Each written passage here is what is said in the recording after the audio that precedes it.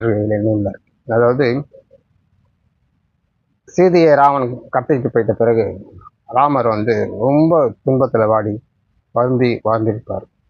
அப்போ வந்து ராமருடைய குரு யாருன்னா அகத்தியர். அப்போ அகத்தியர் வந்து என்னப்பா இவ்வளோ கஷ்டமா இருக்கு, என்ன விஷயம் கேட்கும்போது, இந்த ராவனை வந்து சீதையை தூக்கிட்டு போயிட்டான், அவன் எங்கே வச்சிருக்கான்னு தெரில, அவனை வந்து நான் ஜெயிச்சுட்டு சீதையை மீட்டு கொண்டு வரணும் அப்படின்ட்டு அகத்தியர் சொல்லும்போது, அகத்தியர் என்ன சொல்லுவாருன்னா, ராவணன் வந்து பயங்கர பலசாலி, அவனை ஜெயிக்கிறது அவ்வளோ ரொம்ப கஷ்டமானது, முடியாத விஷயம், அதனால மறந்துடு, உனக்கு பெண் மாயெல்லாம் வேண்டாம் அப்படின்னு சொல்லுவார்.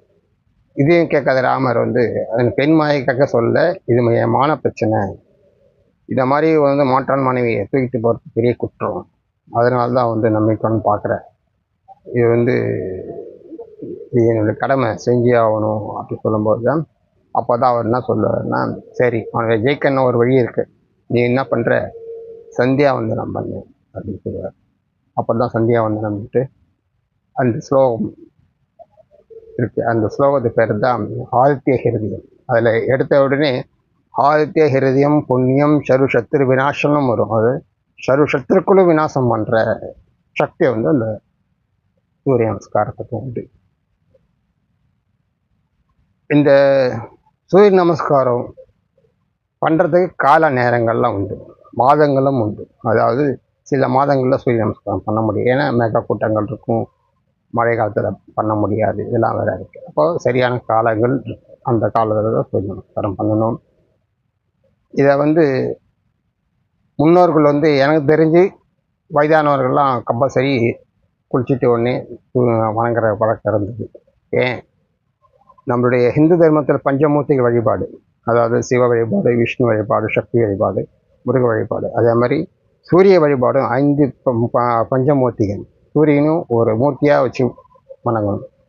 அதே சூரிய வம்சமே நம்மளுடைய முன்னோர் காலத்தில் இருந்தது. சூரியன்றது அவர் முக்கியமானது. ஏன் பொங்கல் கூட சூரியனை தான் நம்ம படைக்கிறோம். அதே மாதிரி சூரியனில் தான் விட்டமின் டி கிடைக்கிது, வேறு எதுலேயுமே விட்டமின் டி சத்து கிடையாது, சூரியன் ஒளியில் மட்டும் தான் விட்டமின் டி சத்து கிடைக்கிது. அதில் சூரியன் வந்து அவ்வளோ நமக்கு தேவையான ஒன்று. அதில் வந்து சக்தி நம்ம பெற முடியும். இந்த சக்தி வந்து சூரிய நமஸ்காரம் பண்ணுறவங்க அபார சக்தி, பயங்கரமாக பலம் கிடைக்கும். அதில் தான் ராமாயணம் போரில் வந்து அதிகமாக ராமர் பலமாயிட்டு ஆனார்னா இதுக்கு சூரிய நமஸ்காரம் ஒரு முக்கிய காரணம். இந்த சூரிய நமஸ்காரம்ன்றது சூரியனை வந்து நேரடியாக பார்த்து வழிபடுறது, இதனால் பார்க்கறதுனால கண்ணு வந்து